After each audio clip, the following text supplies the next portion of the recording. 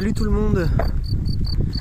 Alors aujourd'hui je voudrais vous parler d'un sujet qui n'a rien à voir avec les mangas, donc vous pouvez quitter la vidéo tout de suite si vous ne voulez entendre parler que de manga. Voilà, ça c'est fait.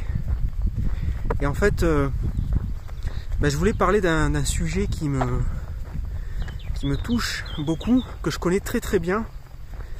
C'est un sujet que j'ai au moins une fois abordé sur la chaîne il y a longtemps, mais à l'époque c'était pas sous la forme de conseils en fait. Et donc je me suis dit qu'aujourd'hui, avec plus d'expérience, plus de recul, je pouvais peut-être en parler de manière pertinente. Alors ce sujet, c'est le sujet du problème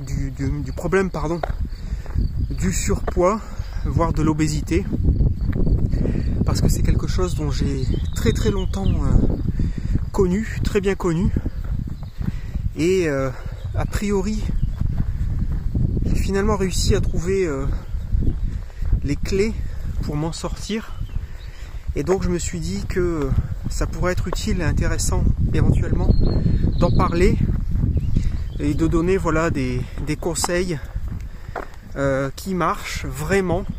En tout cas ça a marché pour moi, ça marche pour moi, parce que je suis très bien placé pour savoir que dans notre monde et sur internet, dès qu'on cherche des moyens de perdre du poids, voire de sortir de l'obésité, etc., on peut trouver tout et son contraire, plein de conseils, en veux-tu en voilà, mais je pense que c'est un peu plus rare d'entendre des conseils et de découvrir l'expérience de gens qui ont réellement réussi à s'en sortir d'une certaine manière. Donc je me suis dit que voilà, aujourd'hui j'allais partager avec vous à la fois mon expérience et vous donner des conseils, encore une fois, qui marchent dans la vraie vie, même si on va le voir, je pense que beaucoup de ces conseils, ça consistera à enfoncer des portes ouvertes, mais à la limite, pourquoi pas. Alors d'abord, pour vous donner un petit peu le contexte et remonter un peu dans le temps, moi je suis parti à la base, je vais essayer de ne pas me faire écraser.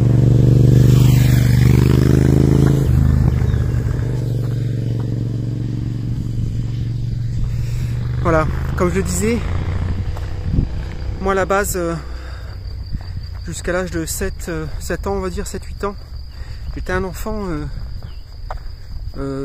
limite maigre, à tel point que, paraît-il, ma mère avait des difficultés à me trouver des vêtements à ma taille, parce que j'étais limite trop maigre, comme je le disais.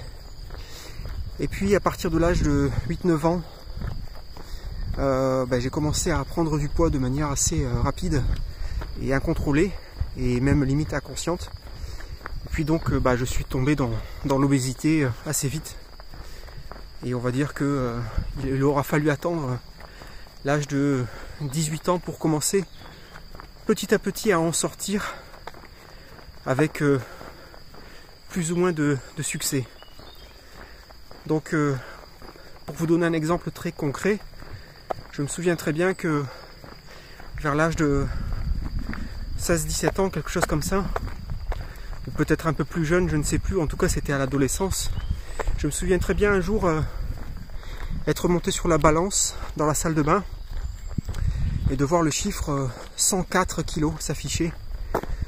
Donc là ça fait quand même une espèce d'électrochoc, et on plante la graine dans l'esprit de se dire il va peut-être falloir réagir et faire quelque chose, parce qu'évidemment, et à plus forte raison si vous vivez ça à l'adolescence et pendant l'enfance, vous imaginez bien que en plus des problèmes de poids, des problèmes de santé, on se ramasse tout le harcèlement scolaire qui va avec, les sobriquets, les coups, etc. Mais bon bref, je ne vais pas revenir là-dessus, c'est pas la question.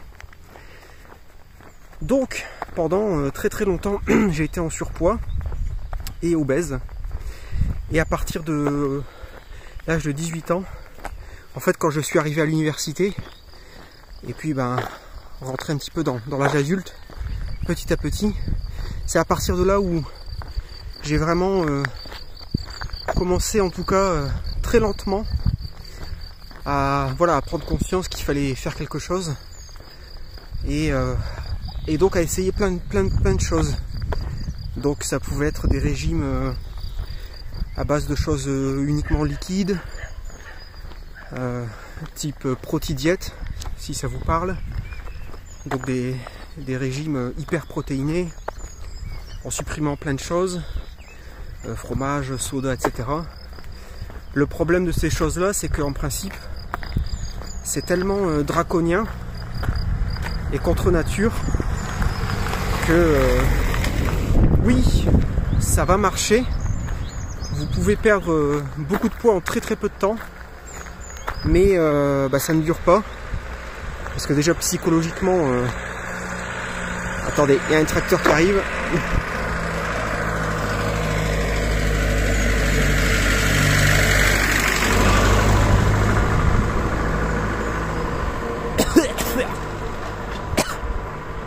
Hashtag diesel. Donc psychologiquement, c'est ce type de régime, parce que là on parle vraiment de régime, hein, ça dure pas en fait, parce que vous finissez par craquer psychologiquement. Vous vous privez de tellement de choses qu'au bout d'un moment ça devient trop difficile, et puis vous finissez toujours par retomber, et vous faites le fameux effet yo-yo, c'est-à-dire que vous allez perdre 5 ou 10 kilos et puis vous allez les reprendre dans les semaines, voire dans les mois qui suivent. Voilà, donc ça personnellement je déconseille, hein, et je parle là par d'expérience. Voilà, je pense que c'est limite dangereux. Je l'ai fait moi-même, donc ne le faites pas. Voilà, donc ça, oubliez. En fait, encore une fois, mon expérience à moi, et ça rejoint donc la thématique globale de cette vidéo, de donner des conseils, c'est de ne pas partir sur une idée de régime, dans le sens où on va s'empêcher, se priver de manger beaucoup de choses, et puis on va réduire énormément les quantités, etc. Et de tomber dans un régime alimentaire beaucoup trop spartiate, qui va être vraiment difficile psychologiquement et qui ne tiendra pas sur la durée. Donc l'idée en fait, c'est déjà de s'éduquer en ce qui concerne l'alimentation, c'est-à-dire de comprendre ce qu'on mange, donc notamment savoir ce que c'est les protéines, savoir ce que c'est les fibres, les glucides, etc. Comprendre ce dont le corps a besoin et ce dont le corps n'a pas forcément besoin. Comprendre qu'il y a certaines choses, si on parle de protéines par exemple, qu'on peut manger dans une certaine quantité plus élevée que d'autres choses, parce que les protéines sont notamment cruciales pour les muscles, le développement musculaire, etc. Bon, attention, je ne suis pas diététicien, je ne suis pas médecin. Là, encore une fois, je ne parle que de mon expérience à moi et de beaucoup de choses que j'ai essayées par le passé et de ce que j'ai appris au fil des années. Donc, manger vraiment, essayer de manger sainement dans le sens où on comprend ce qu'on mange.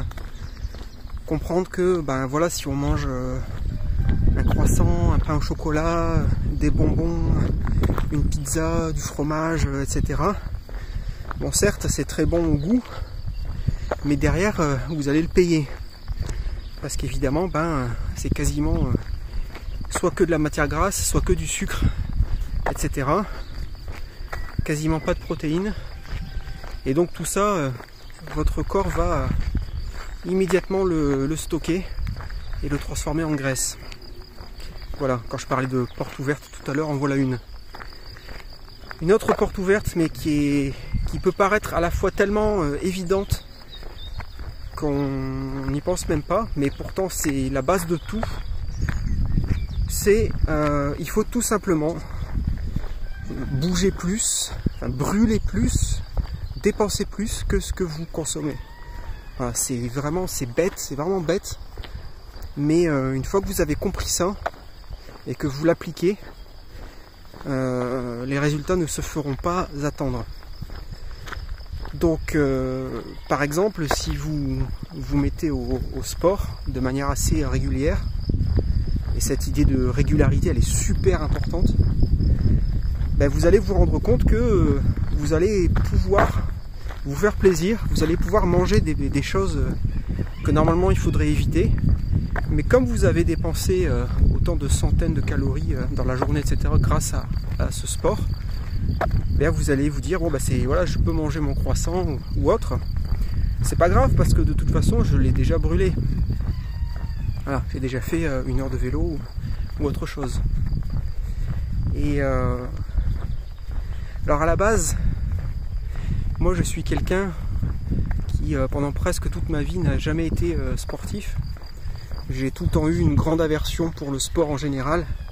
Et ça vient en grande partie du fait que comme j'étais obèse étant enfant et adolescent, bah, j'ai très vite associé l'idée de sport, de bouger, avec des idées d'humiliation publique, de ridicule, de ne pas réussir à faire comme les autres, etc. Parce que quand vous avez 10 ou 20 ou 30 kilos en trop par rapport à vos camarades de classe, eh ben, vous finissez toujours dernier de la course à pied, vous n'êtes pas aussi rapide qu'eux, vous n'arrivez pas à attraper le ballon de foot, etc., etc.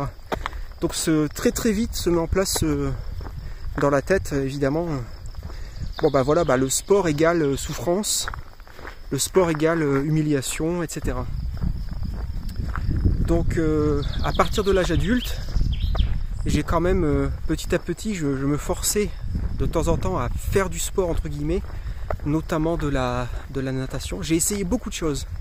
Le tennis, la natation, la muscu qui d'ailleurs était plus ou moins, pas que c'était une erreur, mais si vous êtes en surpoids, ne commencez pas par la muscu, ça n'a aucun sens. Parce que non seulement vous n'allez pas perdre de poids, vous allez en prendre parce que la masse musculaire va augmenter, mais en plus, si vous avez déjà 10 kg de graisse en trop, il faut d'abord perdre la graisse avec du cardio, donc du vélo, de la marche, de la course à pied, de la natation, etc. Plutôt que d'aller aller soulever de la fonte à la salle. Enfin, moi j'ai essayé, je pense que ça n'a pas beaucoup de sens. Bref. Donc, réussir à trouver une activité sportive qui vous plaise. Moi, ça a finalement été le vélo, en extérieur, je précise. Donc, j'ai quand même réussi à l'âge adulte à redescendre à un poids moins effrayant. Donc, je tournais aux alentours de 85 kg pour 1m84. Et c'était pas 85 kg de muscles. Hein. Parce que souvent, les gens, il y a beaucoup de gens, quand on leur dit ça, oui, bon, c'est pas. Ça va, quoi. Ça fait pas fuir un bouc. Oui, mais c'est pas 85 kg de muscles. Donc, c'est pas la même chose. Donc entre 85 et 90, j'oscillais comme ça pendant de longues années. Et je n'arrivais jamais en fait à perdre au moins ces 10 kg de graisse qui me rendaient bouffi. J'avais pas de souffle, voilà, au moindre effort physique, ça devenait tout de suite compliqué. Tandis que je dis ça que je suis un tout petit peu essoufflé, mais la route, ça monte et il fait chaud.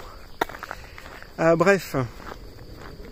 Et puis il y a environ 2 ans à peu près, grâce à un ami qui lui aussi était en surpoids, qui du jour au lendemain a trouvé la volonté de changer complètement de vie et de se mettre au sport de manière drastique et très très sérieuse.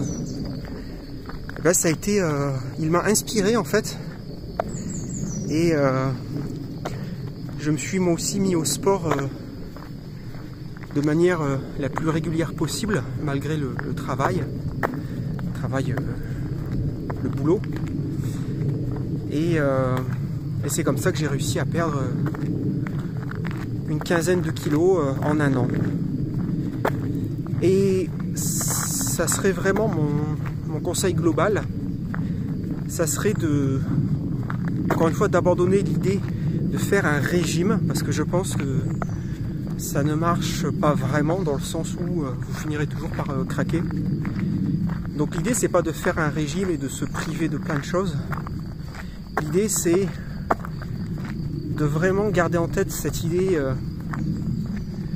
qu'il faut absolument, si vous voulez contrôler votre poids, vraiment empêcher un effet yo-yo et réussir à vous stabiliser en fait, donc que ce soit perdre du poids et se stabiliser, ou alors se stabiliser tout court au poids où vous êtes en ce moment, si vous en êtes satisfait, c'est, comme je le disais, garder cette idée qu'il faut absolument brûler plus que ce que vous consommez. Et là, ça vient vraiment de quelqu'un, comme je le disais, qui avait une aversion pour le sport pendant très très longtemps. Alors aujourd'hui, moi, je ne me considère pas du tout comme un grand sportif, pas du tout. Hein. Il y a des gens qui font du sport quasiment 7 jours sur 7. C'est ce que j'appellerais les grands sportifs. Moi, j'essaye de faire du sport tous les week-ends, ça c'est sûr. Et j'essaye le plus possible pendant la semaine. C'est pas toujours possible avec le boulot, la fatigue et puis les obligations. Voilà, quand il faut aller faire des courses après le boulot le soir, bon tu rentres, il est trop tard, c'est mort, ta journée est finie quoi. Mais malgré tout, j'essaye vraiment de garder une certaine constance. Et voilà, par exemple aujourd'hui, ça me paraît inconcevable de passer un week-end sans faire du sport. Et si vous m'aviez connu plus jeune, vous vous rendriez compte à quel point ça paraît dingue. Parce qu'avant, je pouvais être plusieurs mois sans faire du sport. Aujourd'hui, comme je le disais, si je suis 4-5 jours sans faire du vélo, ça devient vite un problème.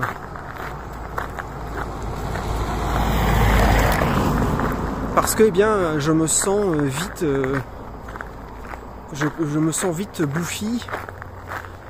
Je sens qu'il y a quelque chose qui va pas. J'ai tellement conscience en fait que si je fais pas de sport, tout ce que je mange en fait, mon corps l'emmagasine et puis va vite le transformer en graisse, alors que je fais quand même bien gaffe à ce que je mange aussi. Hein. Je mange pas 3 pizzas par semaine. Je mange quasiment d'ailleurs jamais de pizza, c'est extrêmement rare pour l'anecdote. Je bois plus de soda depuis très longtemps. Enfin voilà, j'ai une alimentation relativement saine, on va dire. Je vais jamais au resto, McDo, tout ça c'est peut-être une fois par an. Donc bon, je pourrais avoir une alimentation encore plus saine, ça c'est sûr et certain. Notamment si je consommais plus de produits frais, tout ce qui est légumes frais, etc. Mais j'avoue que comme je suis seul, voilà, c'est un peu chiant c'est chiant d'acheter ce genre de choses, des légumes frais, etc. Parce qu'il faut les consommer vite et quand tu es seul, voilà, ça peut poser des problèmes de produits qui deviennent vite avariés entre autres. Et puis bon, c'est toujours pareil, il faut avoir le temps de cuisiner, etc. Bon bref. En tout cas, mon conseil global et de mon expérience, mon message on va dire, c'est peut-être là où je voulais en venir finalement, c'est de dire à vous qui regardez cette vidéo, vous avez peut-être des problèmes de poids, j'imagine, et ça fait peut-être des années que vous avez essayé plein de choses, plein de méthodes, et vous vous dites à chaque fois, non, ça marche pas, ouais, je vais perdre 2-3 kilos, mais je vais les reprendre, voilà, je déteste le sport, j'ai pas envie de bouger, la flemme, etc. Là, je me permets d'être très direct. Encore une fois, je m'appuie sur mon expérience de tout ça. Ah oui, je précise qu'aujourd'hui, alors maintenant, je fais à peu près 74 kg au moment où je fais cette vidéo pour 1m84. Donc, dans l'absolu, il faudrait encore que je perde quelques kilos parce que ce sont des kilos de graisse qui traînent. Mais la pratique régulière du vélo m'a beaucoup aidé. Le fait de faire attention à ce que je mange, etc. Mais mon message, disais-je donc, déjà c'est que personne, absolument personne ne pourra le faire à votre place. Si vous n'êtes pas heureux ou heureuse à cause de vos problèmes de poids, personne ne viendra vous prendre par la main et le faire pour vous. Alors, certes, ça demande de la motivation, et moi-même je ne suis pas la personne la plus motivée du monde. Ça demande de l'investissement principalement de temps. Voilà, ça veut dire que notamment les week-ends, au lieu de rester toute la journée dans le canapé à jouer aux jeux vidéo, on va sortir pendant 1 heure, 2 heures, voire plus, mais déjà 1 heure c'est très très bien. On va sortir 1 heure pour aller courir, pour aller faire du vélo, pour aller à la piscine municipale, que sais-je encore. Et même si c'est qu'1 heure, c'est pas grave. Et même si c'est que 30 minutes, c'est pas grave. Et même si c'est que 20 minutes, c'est très bien. Si vous partez de zéro, entre ne rien faire et aller faire 20 minutes de vélo non-stop, c'est très bien. Vous commencez par 20 minutes, vous faites 20 minutes pendant 2 semaines. Au bout de 2 semaines, vous faites 30 minutes. Et vous verrez, vous vous direz, tiens, c'est bizarre, c'est moins difficile. Je peux aller plus loin. Je peux faire plus longtemps. Quand j'ai commencé le vélo, la première fois, je me souviens très bien parce que j'utilise une application pour enregistrer toutes mes sorties vélo. La première fois, j'ai fait environ 8 km. Ça me paraissait vraiment beaucoup. Je me disais, waouh, j'ai fait 8 km à vélo. La vache, c'est bien, franchement. Hier, j'ai fait 70 km. Alors certes, 70 c'est un peu beaucoup, c'est un peu extrême, mais là c'est dans le cadre d'un défi personnel et de me dire est-ce que je suis capable de le faire. Donc je ne vous dis pas de faire 70 bornes à vélo. Mais tout ça pour vous dire que je suis parti de 8 km il y a 2 ans, et je trouvais que c'était beaucoup, j'étais épuisé. 2 ans plus tard, je peux faire 70, et voilà, on est le lendemain, et j'ai pas les jambes en feu, ni quoi que ce soit. Donc, pensez à faire des petits pas de bébé lorsque vous commencez le sport, quel que soit votre sport. Et une erreur vraiment à éviter, c'est essayer d'en faire trop vite. Donc commencez vraiment par faire des petites choses. Et on peut même aller plus loin et se dire, avant même de commencer à faire du sport, avec des grosses guillemets, si par exemple vous vous dites j'aimerais bien faire du vélo mais c'est trop difficile, j'ai pas le souffle, etc. J'aimerais bien faire de la course à pied mais c'est pareil, au bout de 10 minutes je vais être par terre avec les poumons explosés. Commencez par la marche. Allez faire 30 minutes, 40 minutes de marche à votre rythme tous les jours. Et puis au bout de 2 semaines, passez à 1 heure, etc. Enfin vous avez compris l'idée.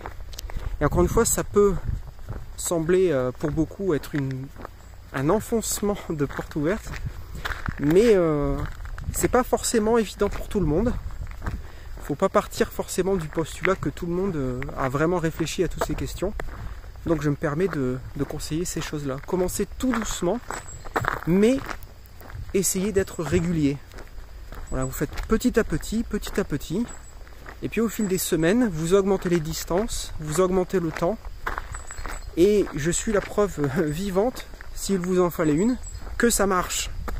Le corps humain est quand même bien foutu à ce niveau-là. Le corps humain comprend assez vite, quand vous faites des efforts répétés et réguliers, il comprend que les muscles des jambes vont avoir besoin de se développer, parce que les muscles que jusqu'à maintenant vous utilisiez très peu, d'un seul coup ils sont beaucoup sollicités, donc ils ont besoin d'être renforcés, ils ont besoin d'être plus efficaces.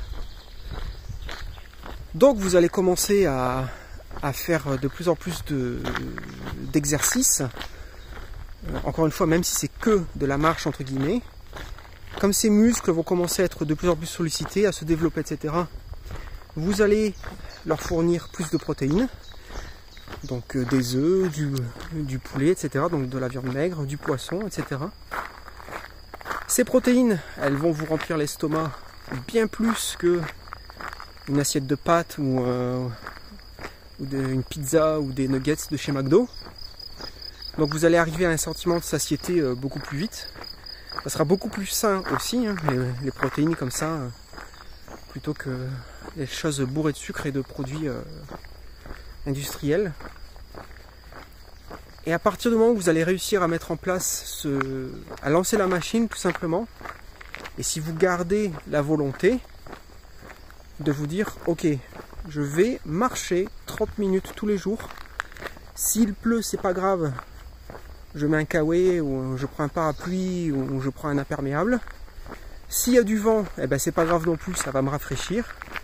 S'il fait chaud, eh ben ça me permettra de prendre un peu de vitamine D et de suer par la même occasion, donc de perdre de l'eau, donc de perdre un peu de poids en même temps, même si c'est que de l'eau. Tout ça pour dire que, et comme je le disais précédemment, il ne tient qu'à vous de mettre ça en place, et je vous promets, je vous garantis que c'est vraiment pas la fin du monde, et que il s'agit davantage de réussir à changer ses habitudes alimentaires. Je peux conseiller éventuellement d'essayer la diète intermittente. Je vous laisserai chercher ça sur internet. Moi j'ai mis ça en place, la diète intermittente depuis plusieurs années, et je vois également les bénéfices. Il s'agit de réapprendre pas mal de choses, de réapprendre ce qu'on nous apprend depuis tout petit. Oui, il faut absolument avoir 3 repas par jour, etc. Non, ça c'est culturel, c'est social, mais on peut tout à fait vivre et vivre bien sans obligatoirement faire 3 voire 4 repas par jour.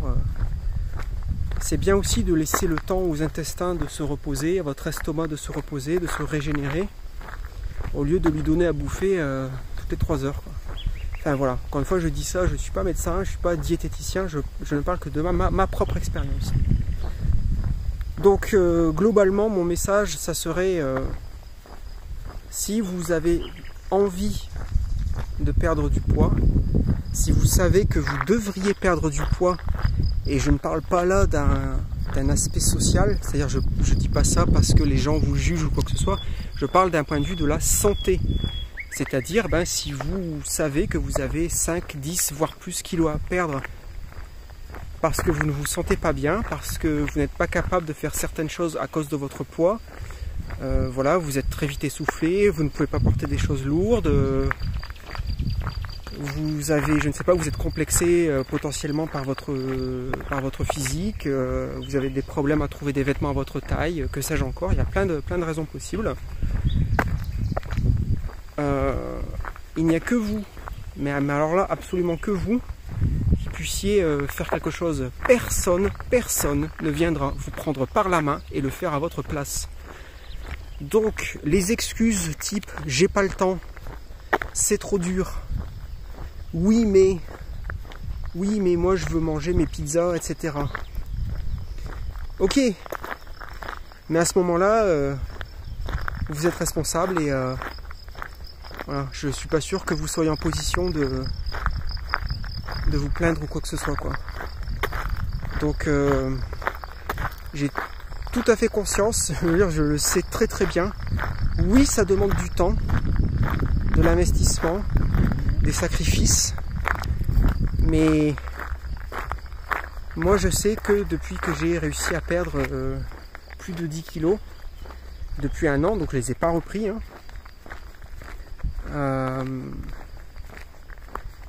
Même si là il faudra encore que je perde quelques kilos, mais je continue, hein. La bataille n'est pas finie. Voilà, c'est vraiment à vous d'agir. Vous êtes aux commandes, vous êtes aux manettes, et voilà, il y a réapprendre à manger, se renseigner, comprendre ce qu'on mange, avoir une activité physique régulière. Et encore une fois, ça n'a pas besoin d'être l'ascension du mont Everest. Allez marcher tous les jours pendant 30 minutes. Tous les jours sans exception, 30 minutes. Est-ce que vous avez 30 minutes par jour à dédier à ça? Voilà. Alors je sais, c'est compliqué, hein. On a tous une vie, on a tous des obligations. Mais finalement, je pense qu'il faut savoir ce qu'on veut, quoi. Voilà. Bon bah écoutez, c'était une vidéo un peu pêle-mêle sur donc le sujet de la prise de poids et essayer de comment s'en sortir. Si jamais vous avez des questions, si vous avez des conseils à demander, des pistes, etc. N'hésitez pas à me demander ça en commentaire, j'essaierai d'y répondre autant que possible. Voilà. Et donc c'est pas facile, je suis très bien placé pour le savoir. Hein. Je faisais 30 kg de plus que ce que je fais maintenant. Donc c'est possible, si vous faites 100 kg et plus, vous pouvez les perdre. Il ne tient qu'à vous. Voilà. Encore une fois, ça c'est vraiment le truc, c'est la clé de voûte de tout ça. C'est à vous de mettre les choses en place si vous le souhaitez. Et encore une fois, moi je parle strictement d'un point de vue de la santé. Hein. Si vous faites 120 kg pour 1m60 et vous vous sentez bien dans votre peau, bon bah écoutez, c'est vous qui voyez. C'est vous qui voyez. Voilà. Mais par contre, je pense que si vous êtes dans cette situation, n'espérez pas vivre au-delà de 50 ans. Mais c'est vous qui voyez, vous gérez votre vie comme vous l'entendez. Voilà. Je suis pas là pour vous dire comment vivre. Je ne suis là que pour potentiellement donner des conseils, car j'y étais dans cette situation pendant longtemps et je pense que j'ai plus ou moins trouvé les clés pour en sortir de manière permanente. Voilà. Et bien écoutez, sur ce je vais vous laisser, tandis qu'on passe pour dire bonjour à Monsieur Cheval et au petit poulet et à la chèvre.